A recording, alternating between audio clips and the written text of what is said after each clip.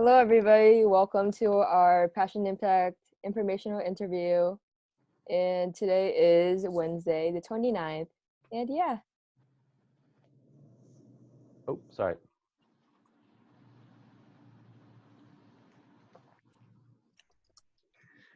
So the overview is how we're gonna start is at 4:05 right now.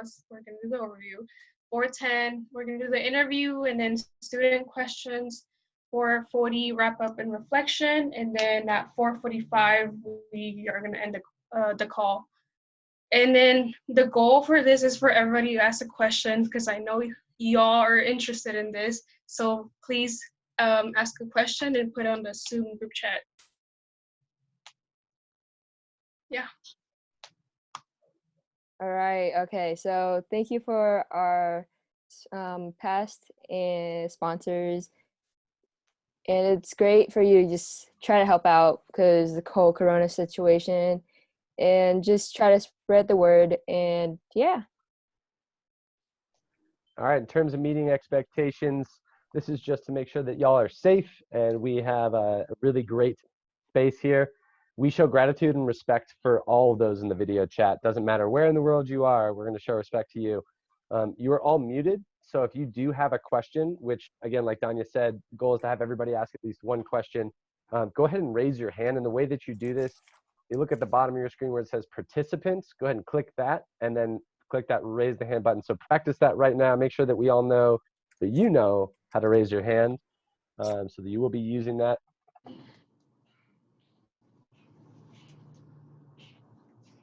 Hey, Umi, you know. Tommy, you got it. Awesome. All right, and then no nudity, vulgar or demeaning language, or inappropriate showing your screen or inappropriate background images will be tolerated. We do reserve the right to remove you from any Passion Impact programming, and if depending upon the severity of your offense, you may be kicked out for good. So please abide by those. Again, screen names should just be only your first name. We want to protect you in that sense, and then also just have some fun, stay engaged. So with that, I will move on. Oh, there we go. All right, Kim. She is a registered nurse from Darwin in the Northern Territory of Australia. So all the way from Australia.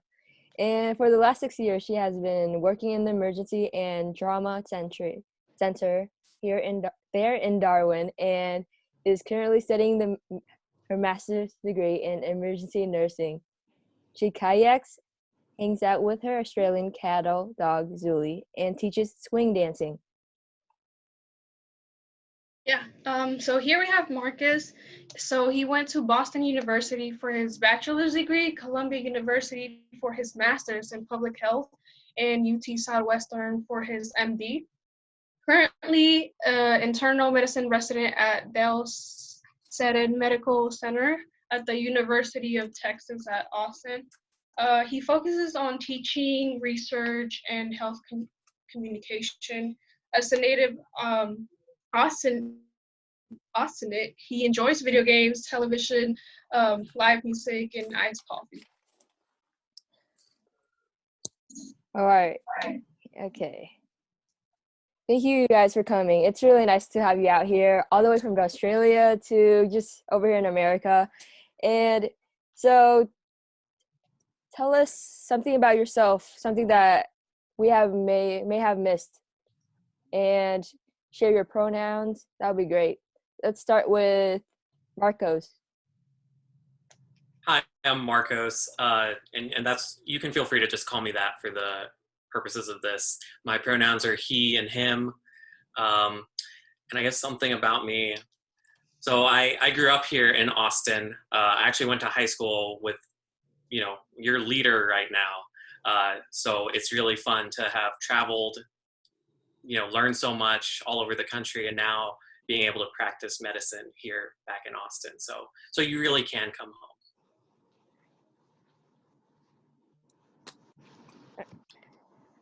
All right, awesome. Yeah. What about you, Kim? Hi, everyone. I'm Kim. My pronouns are she, her. And I guess probably a cool thing about me is that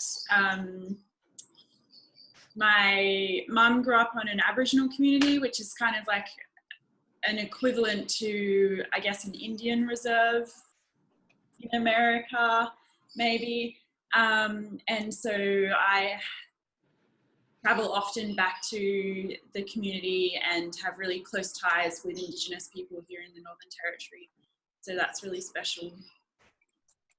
Yeah, that's great. Like, so your mom was like from basically the Indian Reserve. Can you go into that a little? Like, that sounds a little confusing to me. Yeah, so our history of kind of colonial and Indigenous interactions in Australia is quite complex. So we won't go into all of that here now, but essentially her dad was a mechanical engineer in the community and basically looked after all of the engines and power for the community and things like that.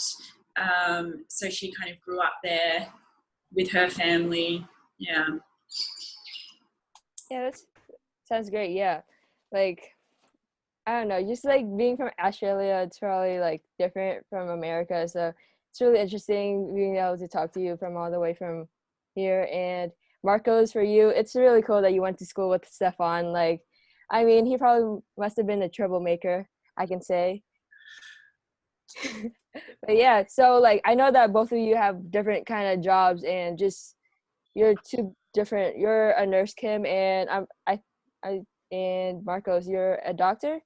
So can you just go a little bit deeper into what you actually do for a living right now? Start with Kim this time. Yeah. So I am a clinical nurse at a tertiary trauma centre in the Northern Territory. So what that means essentially is that it's a big hospital that deals with all of the complex cares that a patient might need. So potentially they don't need to go anywhere else unless they need super specialist care. At the moment, I'm a team leader in the emergency department, a nursing team leader. So I kind of manage a team of about 25 nurses and 5 nursing assistants, and I work closely with the medical team leader who oversees the doctors, and we've got about 15 doctors on the floor at any one time as well. So it's a very busy emergency department, as most emergency departments are anywhere in the world, and it's a incredibly stressful but also very rewarding job. And I think a typical day for me, my job is probably 70% logistics and 20% HR and 10% actual clinical care. So I guess only step in the clinical sense when my team needs some extra help and needs a little bit of higher level assistance. Yeah, so you're just basically like the big boss, like the manager, I see, just managing the nurses and stuff like that. Yeah, well, I'm the big boss of the floor, like the clinical floor, and then I have a couple of other big bosses that sit behind computers out the back. Yeah. I see. Yeah. So yeah, that was great. That was like really helpful because I was like really confused with what you did. So that really cleared it up for me. And thank you. Yeah. What about you, Marcos? So I'm a first year resident. So in terms of medical training in the United States, you know, you go to college and then afterwards you go to medical school. And then when you finish medical school, you have your degree, you are the doctor, but you still have some level of training left under the guidance of faculty physicians who are older and wiser than you. And so you continue to train for several years in residencies. So I'm a first-year resident, and so, unlike Kim, my duties are entirely clinical. And so I guess internal medicine is a specialty within medicine, and so it's one that's focused on the hospital setting. It's one that's focused on diagnosing and treating with medicines. So I'm at Dell Seton, which is the level 1 trauma center for Austin, Texas, and it's the only medical academic center in Central Texas associated with UT Austin. And so what that means is that, we get the big interesting cases. So, when there's like problems and when people really need a higher level of medical care, they come to this center. And so we are the physicians who manage people within the hospital. So a typical day would be showing up early, checking on your patients. You might be responsible, you and your team are responsible for a whole floor. You check in with the patients, you get to do rounds with the attending, and then you sort of take care of what needs to be taken care of, medications, orders, consultants. Sometimes there are procedures or other things that need to be done. So all of these things come together, and then your goal is to help these patients improve. Yeah, so this is like basically the doctor stuff. Like, is it like, how those doctor movies where they talk about like, where they show that it's like all about, just going from patient to patient and just lots of hours and all that. Is it like what it's put out as that, like presented as in a doctor who just is busy 24/7, never having a break, and just basically going on like from patient to patient, doing all that work? Is it that stressful? Is it seemed as that stressful? I think that those movies certainly have some level of exaggeration and drama for Hollywood and TV. There are certainly stressful moments in what we do, and intense moments. But, in terms of, 24/7, 365 days a year, that level of intensity, no. Although it certainly depends on the specialty. Some are more time intensive or stressful than others. So it really changes day by day, and it changes based on what we're doing. So we also work in the clinic, for example, which is why I'm dressed in nice clothes today and not scrubs, which is a little bit easier hours. Wow, that sounds like a lot. I couldn't like imagine being you. Okay. Anyways, so Malin had a question, and I was gonna ask if she could unmute herself and be able to ask her question. That wasn't sweetheart, but I can ask a question. I have a question. My question was from Marcos, and I was just wondering how long your residency is supposed to last. Because I know with like different specialties, they like range from a different amount of time, but I'm wondering how many years your specialty is specifically. Yeah, so college is typically 3 or 4 years. Medical school is 4 years across the board, and residencies range from 3 to 7 years. My residency is 3 years, although there's certainly many people will do additional training after residency called fellowship, and that can be 1 to 2 or 3 extra years. So it's certainly not a short path to finish your training in this career. Did that answer your question, Malin? All right, perfect. Yeah, Danielle, I'll hand it to you. Oh, also, Mary has a question, so let's go to Mary. You mixed up me and Malin. But my question, this goes for both of you, but on a scale of 1 to 10, how stressful would you say your typical day is? Start with Kim this time. I'd probably say a 6.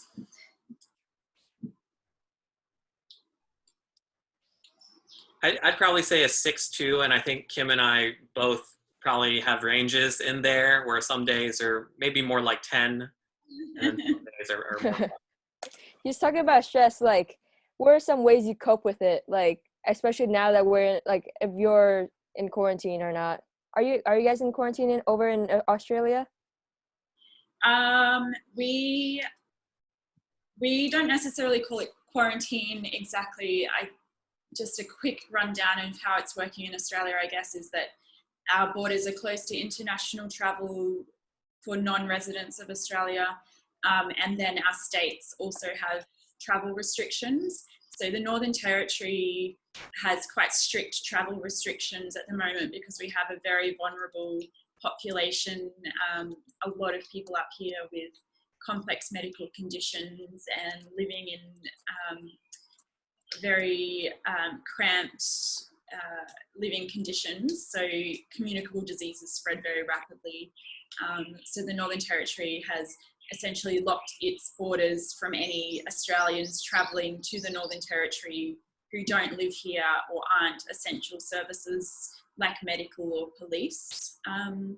So that's our travel restrictions. And then within the Northern Territory, we are practicing social distancing, and we have restrictions on how many people can be in a supermarket at one time. All of our national parks have shut down, and you can no longer dine in at restaurants or cafes, no going to the movies anymore, things like that. But we haven't had a positive corona test in the Northern Territory for 3 weeks now, which is amazing. So we're actually looking at now lifting our restrictions a little bit. And I know that there's a lot of talk in the US about lifting restrictions, but we in Australia are kind of taking this very seriously, and you'll probably see that if you know anything about the number of corona cases here in Australia, is that we're very strict, and nobody here in Australia wants to lift any restrictions until it's safe to do so. So we're not having much debate about lifting restrictions early. So at the moment, the Northern Territory, no new cases despite us testing like crazy for 3 weeks before we've started to now talk about lifting restrictions on social distancing and getting out into the community a little bit more. So I've been at home a lot. Home and work and the beach is where I'm at right now. Yeah. That makes it hard to manage stress, because a lot of my stress relief activities involve connection with other people, and so it's a little bit of a struggle at the moment. Yeah, like over in Australia, it sounds like you guys have the same rules of like not dining in or just not gathering in huge groups and stuff like that. And over here, it's crazy. So yeah, and I feel like human interaction is really needed, even if you don't even like talking to people, because sometimes you just gotta see other people rather than people in your family or just your dog every single day. But yeah, what about you, Marcos? How do you deal with all of this stress? I agree. I think human interaction is very important to us as a species. And, we, in the healthcare field, we're considered essential workers. So we, in some ways, are insulated from this. We still get to go to work and see people at work and, have some level of interaction with our coworkers. Even in general, outside of COVID, my coworkers and friends are like some of my biggest sources of support and stress relief. And so, that's able to continue. Really, like, it's hard sometimes when you're in the trenches of something difficult to get through it. But when you're doing it with other people, bonding with them, like going through something with other people and being able to share and commiserate about that, I think is really important. And I think it's the same no matter where you are in your education or what you're trying to do, because it's always going to be a unique experience. You in whatever faculty or whatever teacher, and you're going through whatever experience with like your friends in that class or in whatever extracurricular, it's like y'all get to bond in your own way and sort of face it head on together.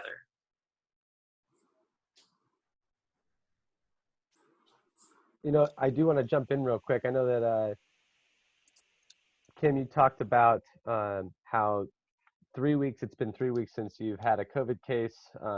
You know, there's potential for it opening up and maybe some potential for some more interaction with others, which could potentially lower your stress as well. Marcos, though, I've heard that Texas plans to open up or Friday. Is that increasing your stress levels?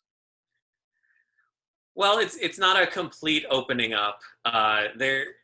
And we've had multiple meetings about this. You know, it's sort of a partial ease of the restrictions and of the social distancing requirements. Certainly, there are a few more unknowns, I think, with a lot of our modeling for when we're hitting the peak or like how many beds we need. And so this is sort of throwing a wrench in some of those predictions. But, you know, restaurants aren't opening to unlimited capacity and movie theaters and stuff.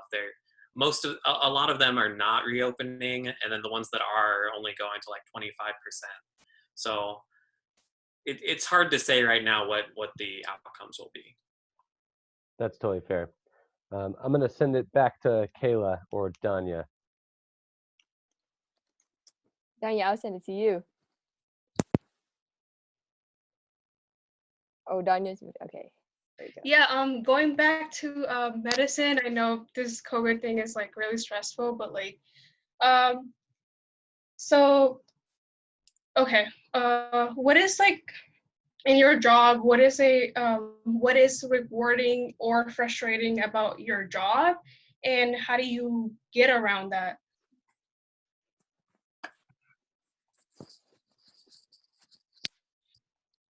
Let me start with Marcos.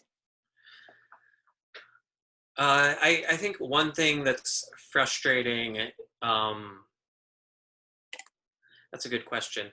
One thing that's frustrating is how much time tends to be required for things, and about, you know, there's always so much to do and you're getting pulled in like so many different directions.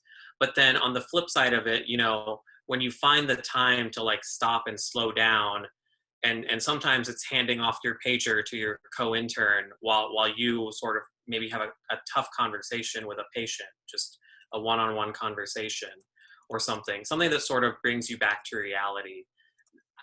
There's so much reward in that, to just be able to really connect with people.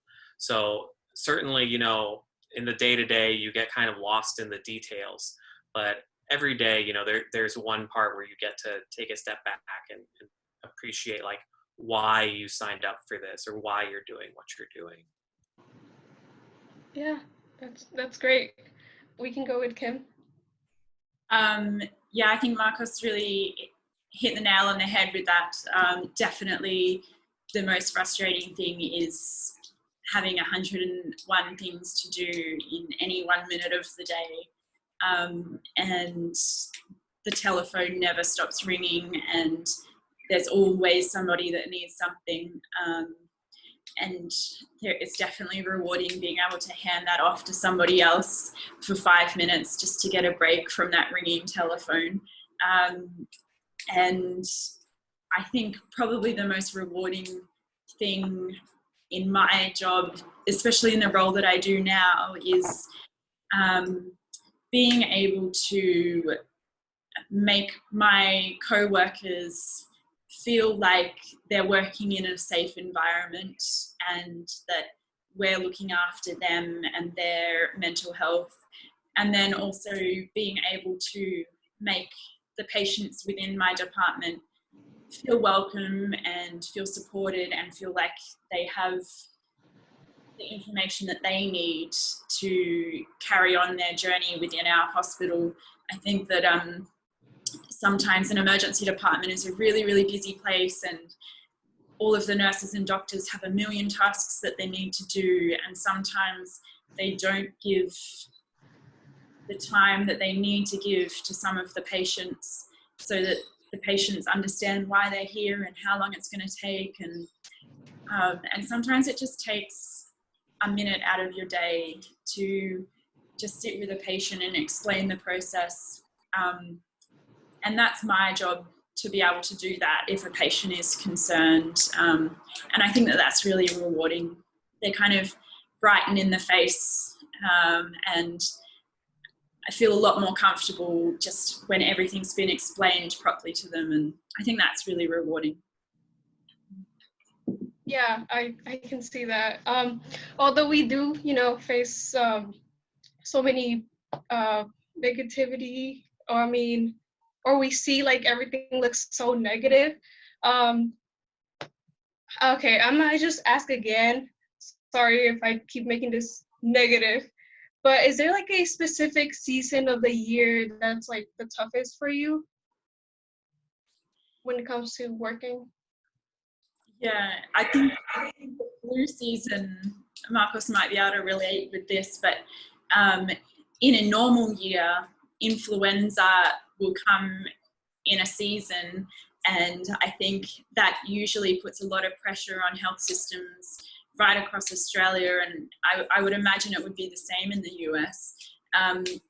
We are completely bursting with patients.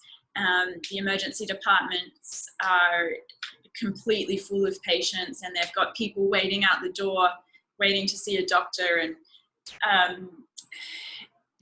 to bring it back to COVID, one of the things that concerns us about COVID is the overcapacity of patients that are going to be accessing healthcare.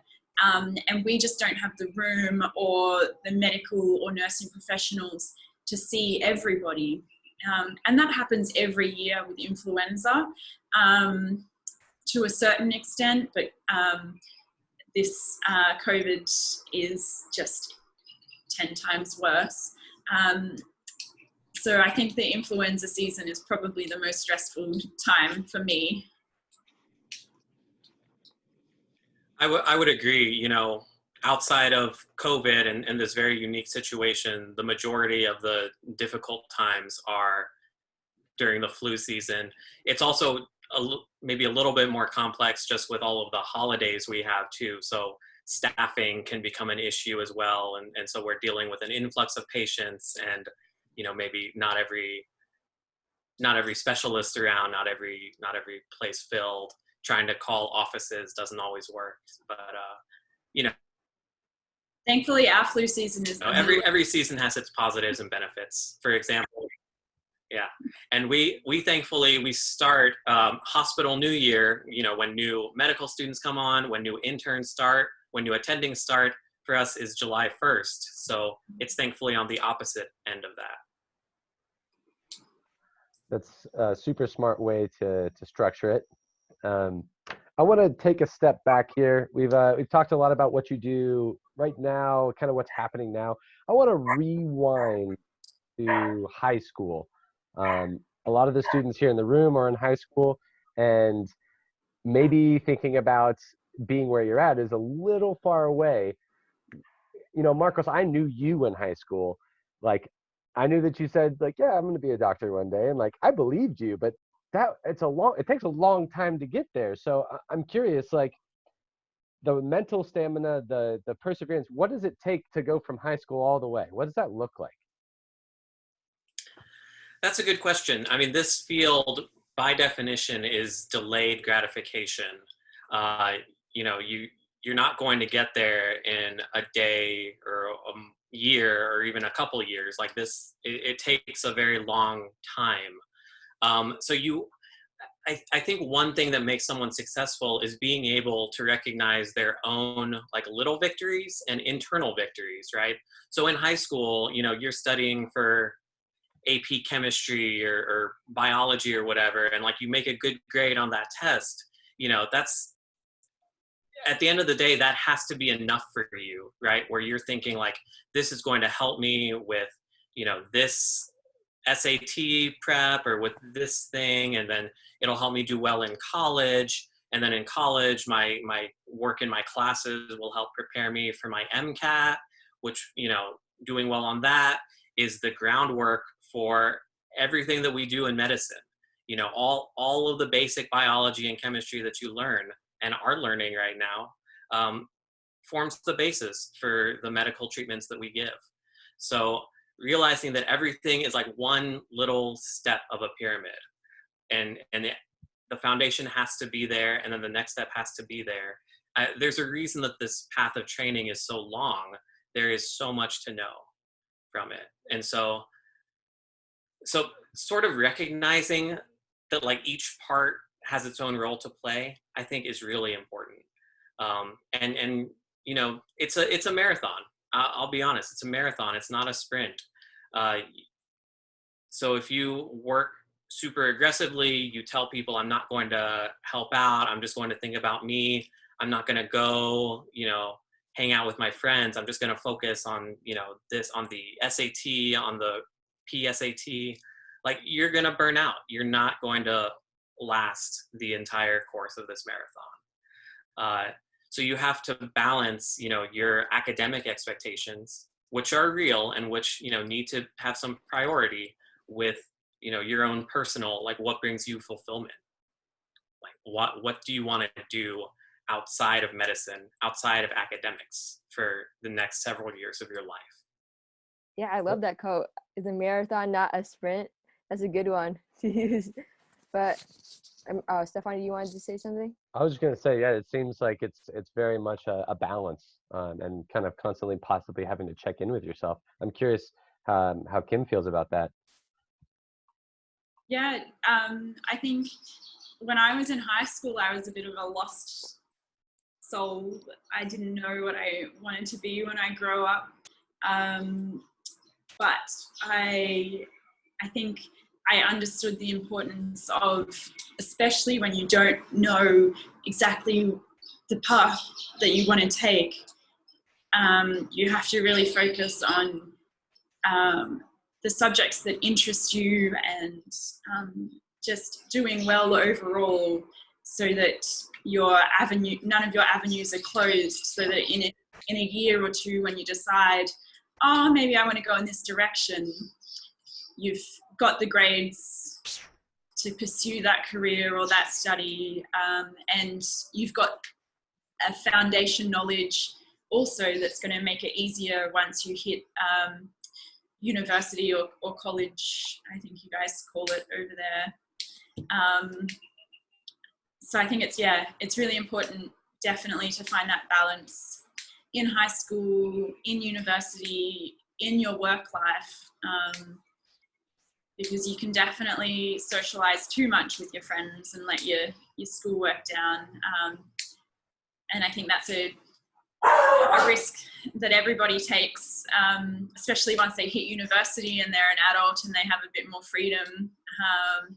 I think a lot of people in their first year of university, their grades drop a little bit because they have all of this freedom that they never had before, living at home with their parents, etc.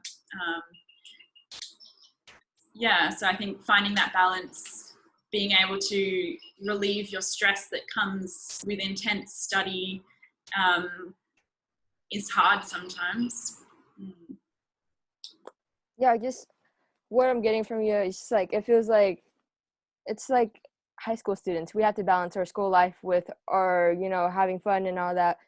But before I move on to the next question, for those who has a question, like, make sure to raise your hand, because it's a great way to ask what you want to ask, and if you're curious about anything, because what if we miss one of your questions?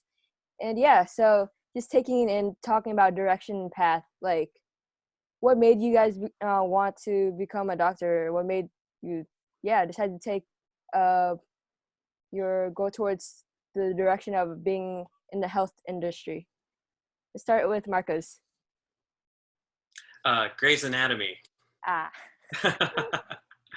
No, certainly I think those shows have some wonder to them, but really, you know, like Stefan was saying, right, even from high school, it was always an interest in science, an interest in learning, and then helping people, volunteering, like those. If those are some of your interests, then I think this is a very good career path to think about, or at least consider, because, you know, that is what being a doctor is. It is constantly learning. You will be learning every single day. It is the practice of medicine. We're never the full expert in it. We are practice every single day. So sort of that curiosity and that drive, and just trying something, and being able to go out, and I was able to shadow and to see what some doctors did in their day-to-day work, and seeing that and seeing how much they helped people every single day, every single encounter, that resonated with me. And so that was something that I wanted to emulate and to spread to wherever I Yeah, talking about drive. Yeah. So, did you have any like? What was your purpose? Like, since medical school is usually like really long, and it takes far like many years of college to complete and get your degree and stuff. What was your drive? My drive was several things. My drive was to help people at the end of the day. That is what we do. And my job in some ways is to communicate. I communicate with my patients every single day. I have to teach them, I have to learn from them, I have to listen to them. So we have to be a multi-way communication. I communicate with other learners, other students, professors. I communicate with people outside of the field, within the field, in other specialties, and with other roles in the healthcare system, nurses, respiratory technicians, other multiple people. So, communicating, learning, educating, and being educated, like those are things that really drive me every single day. Yeah, thank you. I was really curious about that. What about you, Kim? I was really curious about the drive, but yeah, what made you decide to go towards the health kind of career type?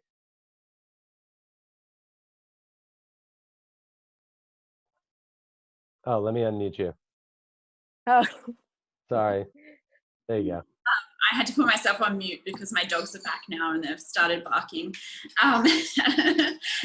I think what drove me to pursue nursing was seeing the health disadvantage within my community, and seeing many different barriers that people face in accessing healthcare. And here in Australia, we have a universal healthcare system where everybody can access healthcare regardless of how much money they have or where they come from in life, which is amazing. But there are still barriers that exist, especially culturally and distance. And here in the Northern Territory, we have a very big land mass, but not a huge population. So it's very challenging to provide healthcare in that setting where there's huge distances to travel in order to provide healthcare for people living in remote areas. So I think there's a lot of people living here in the Northern Territory that are very sick because they have these barriers towards accessing healthcare. And I think that's really what drove me to pursue this career in nursing, because we don't have doctors out in remote areas. It's just too expensive to provide doctors to these people. So nurses are doing the bulk of the work, and they have an extended practice in remote areas to provide healthcare to these people. And I think that's where my passion for nursing grew. And yeah, you definitely, in any healthcare career that you pursue, you have to be ready to be learning every day. Marcus is right. It doesn't matter whether you're a doctor or a respiratory physician or a physio or a nurse. Every day you're learning something new, and you're learning about a new disease or a new treatment. And health research is huge, and there's new developments coming out every day. And there's new diseases being discovered every day, as we have all discovered globally recently. And I think that that's another draw card to healthcare, is that you never stop learning and your mind is always busy. so helping people seems to be like both of your guys' kind of deal with why you're doing this. And before I forget to say, it's great how you guys are doctors are really cool, I guess. I mean, it's you guys are helping out like superheroes. You guys are basically superheroes who cannot fly nor have super strength, but you are helping people save lives, and it's awesome with what you guys are doing. And it seems like Umi has a question, so we can unmute Umi, and you can introduce yourself and your pronouns, please. Okay, sorry if there's like screaming children in the background. I live with like two other kids, but I'm Umi. I go by she and her pronouns, and I was just wondering, becoming a doctor is like really expensive, so I was wondering if you guys had any like financial tips you could give us, so we're not in like loads of debt before or like once we actually become a doctor. We can start with Kim. Yeah, any kind of university study is expensive, definitely, and that's a huge aspect of the careers that people choose. And I can't say much about the fees or the costs of studying in America, but in Australia, we have a lot of different programs for people that financially medicine or nursing would otherwise seem unattainable. And I think researching to see if there's any kinds of programs like that available to you in your specific area where you live is a really good way to maybe alleviate some of the financial cost of studying in any degree that you might choose to pursue. We're really lucky here in Australia that our government allows us to pay off our university fees once we start earning money, and we don't accrue interest on our loans that we get from our government to study at university. So we're incredibly lucky, and that means that a lot more people who would otherwise not be able to study have been able to access higher education, which is really beautiful. So what you're saying is move to Australia, emigrate there, and really take advantage of that system. Come and live at my house. Get to meet your dogs. Yeah. But yeah, Marcos, what about you? I just want to say, Kim, that was an excellent answer for someone who doesn't live in the United States. That's exactly correct. So, and I just want to jump off of your earlier point, right? Talking about sort of social justice and about the inequalities in the system, right? And cost alone is something that's maybe not on the patient side, but on who gets to pursue some of these longer fields that don't earn right away, right after college or even before college, right? So somebody who maybe has to help their parents out or who comes from a family that's disadvantaged and that can't really afford it, they might not be able to afford, taking a full 4 years of college, a full 4 years of medical school, taking money for board exams and studying and books and stuff. So those are real concerns. And so that's a very good question.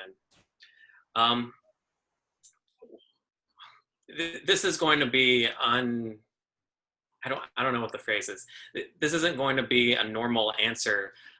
In general, when you're looking at colleges, which is something that I'm sure you're all doing, at the end of the day, the majority of colleges are equivalent. And Stefan, you can jump in if you have a different opinion. Where you go is certainly important, and you should go somewhere that you want to go. But spending $200,000 for one place and then spending almost nothing for another, like at the end of the day, you will probably have a similar experience at most colleges in terms of having some fun, enjoying things, getting prepped for medical school or nursing or whatever career you want to choose, and getting a good education.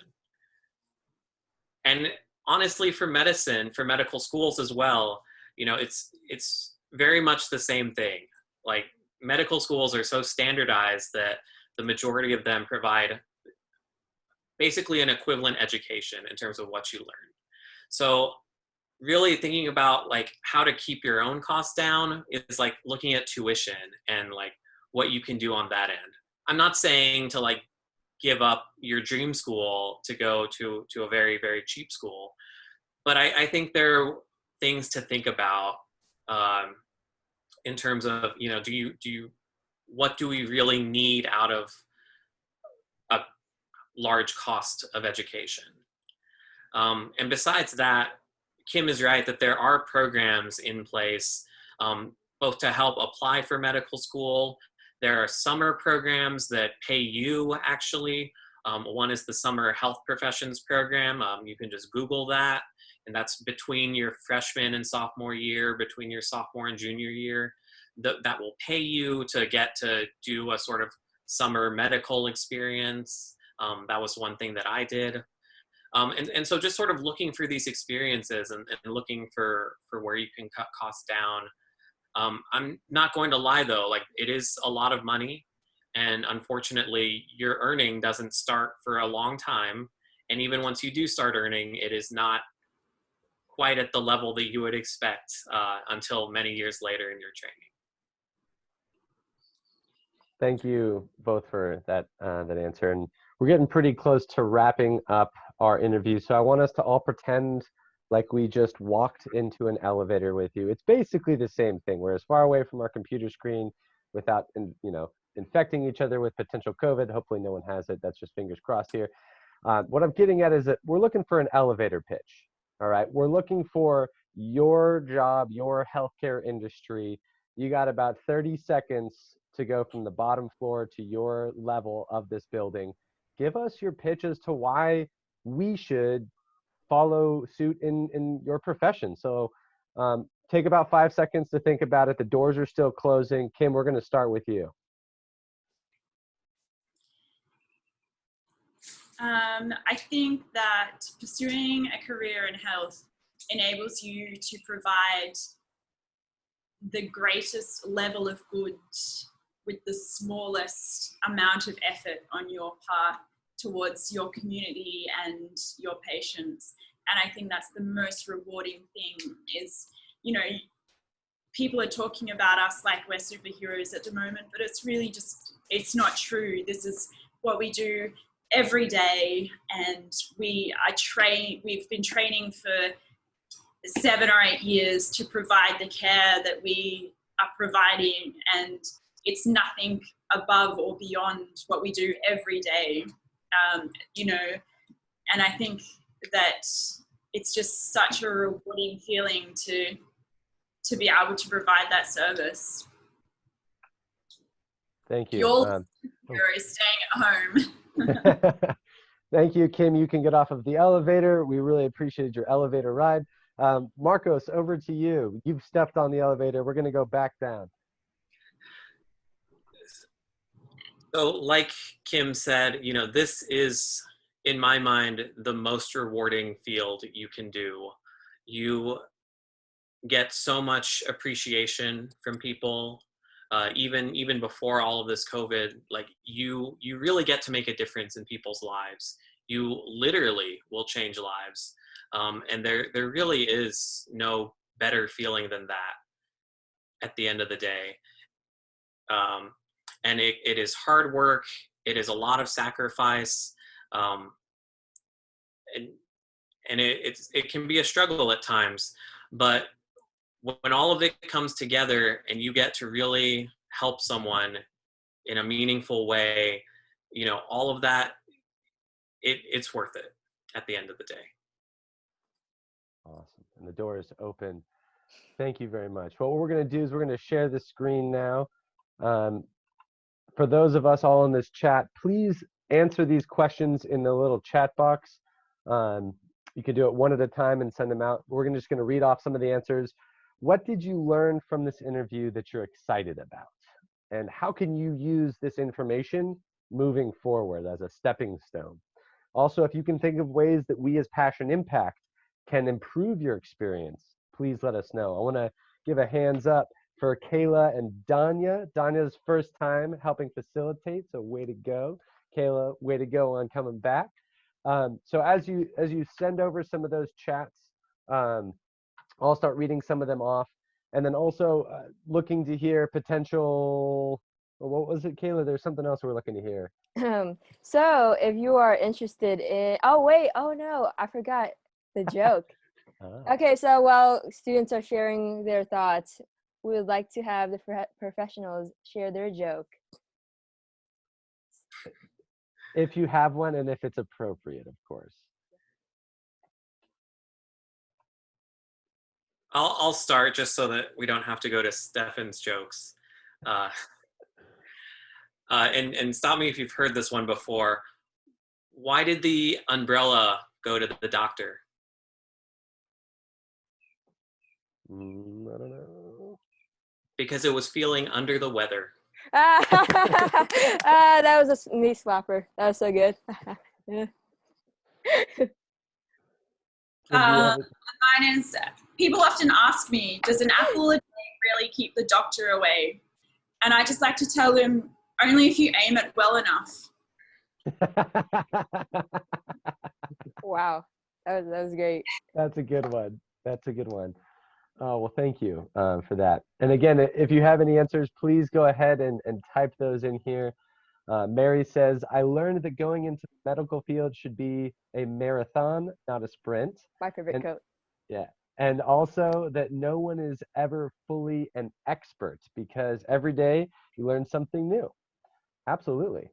Absolutely. And Danny here says, I learned that schools don't really matter too much, and I shouldn't be bummed if I don't get into my dream school.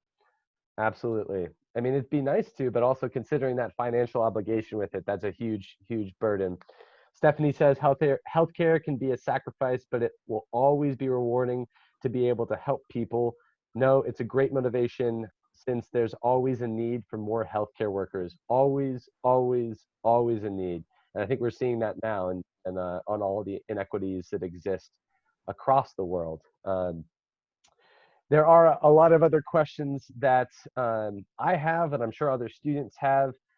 Is there a way that it can potentially follow you on Instagram or send you an email? Is there a way to keep in touch if they'd like to down the road?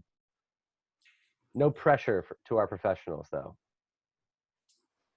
Yeah, I think via email is probably the best way to contact me, and I would absolutely feel more than welcome to answer anybody's questions. So awesome. I can send that out afterwards too to the whole group. Yeah. And Marcos I agree. Yeah, email. You can send out my email to the group afterwards. Awesome. Tommy said here, I learned that going into the health field isn't easy, but that doesn't mean that you should be focused on studying 24/7. Learning how to balance between your school and social life is key to having a healthy and successful life. Tommy, I wish I knew that at your age. All right.